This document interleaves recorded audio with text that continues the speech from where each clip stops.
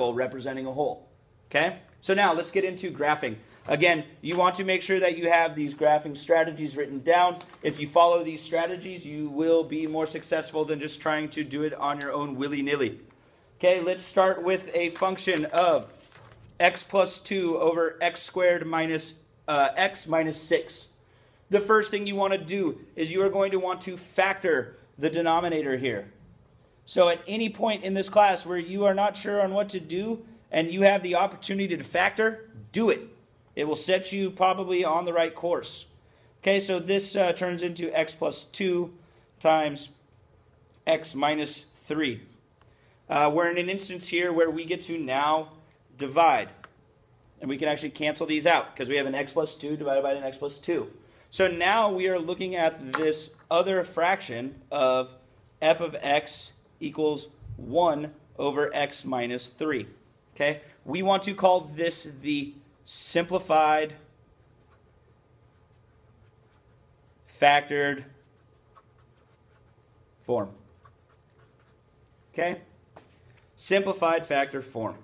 Let's move on to step 2. Go back and look at the original equation. I'm going to go to here. It's nice to look at the factored version of it. Okay, and we need to go through and we need to ask ourselves what values of x make zeros. Okay, these are our special values of x. Okay, special values of x. So it looks like negative 2 will make the numerator 0, but negative 2 will also make the denominator 0. So at x equals negative 2, it seems we have a hole. Okay? We need to observe and see if there are any other factors of x that will make the numerator denominator 0. It seems here that if x equals 3, that'll make the denominator equal 0. Okay, so we have a vertical asymptote at x equals 3. Cool. So now we have gathered two important things. We have a hole and a vertical asymptote. We also have our simplified factored form, which is going to help us.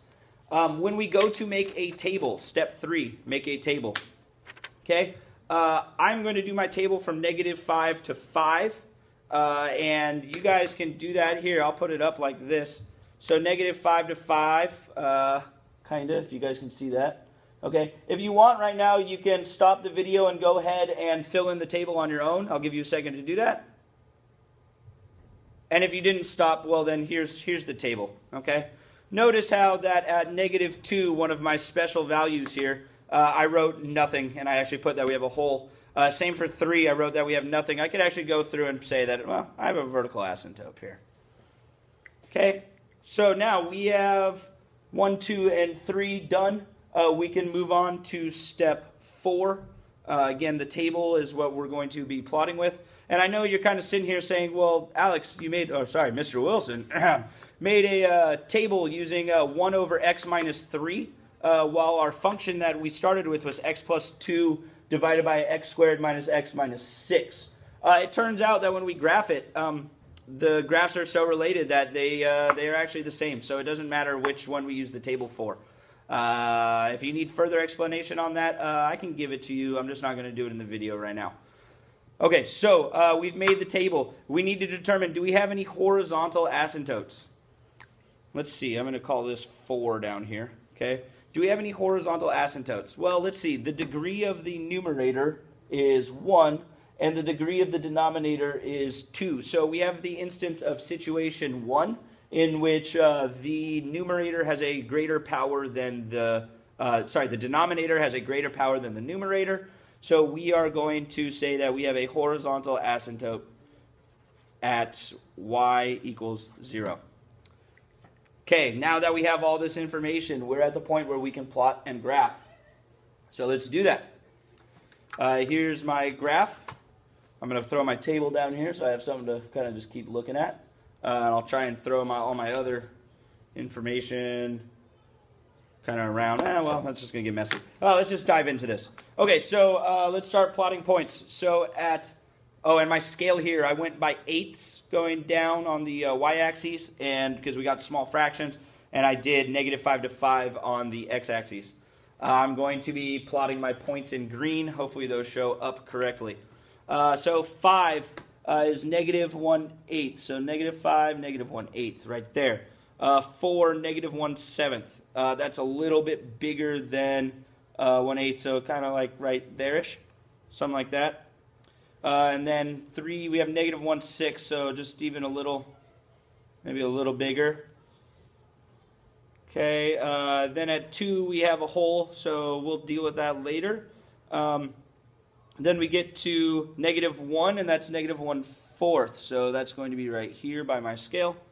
Then we get to 0, and it's at 2 we had a hole, so at -1 it's 1/4. At 0 it's 1/3, which is here-ish. We don't have to be completely accurate. We're dealing with fractions and we're dealing with a scale. We just really kind of got to be able to paint the picture correctly. At 2, or sorry, I'm at 1, it's -1/2, so we're starting to increase a little faster, or decrease a little faster. At 2, it's -1, so boom, right here. Let's see, at 3, we have a vertical asymptote. Let's go through and put that in.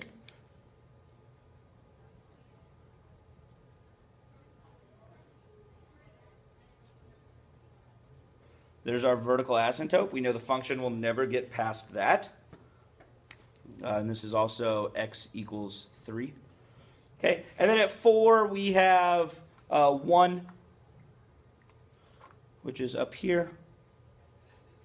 And at 5 we have 1/2.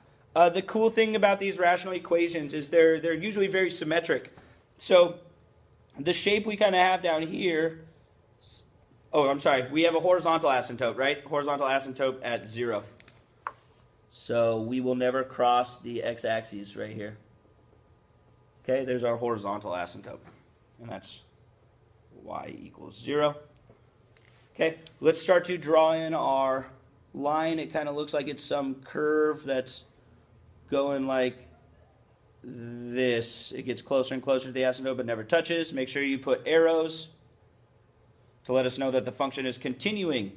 Again, these are symmetric, so if it's kind of doing this loopy thing over here, it's going to do the other loopy thing on this side.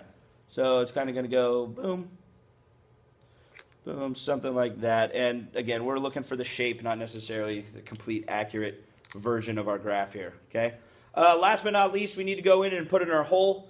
We got to come down to 2, and we're just going to draw a nice circle here. There's our hole. Okay. And there's our graph. Hopefully you didn't need to find, well, that doesn't matter. If there's any comments, questions, email me please. If this video is working or not, let me know. If you guys liked this, again, let me know. I need feedback. Thanks, guys.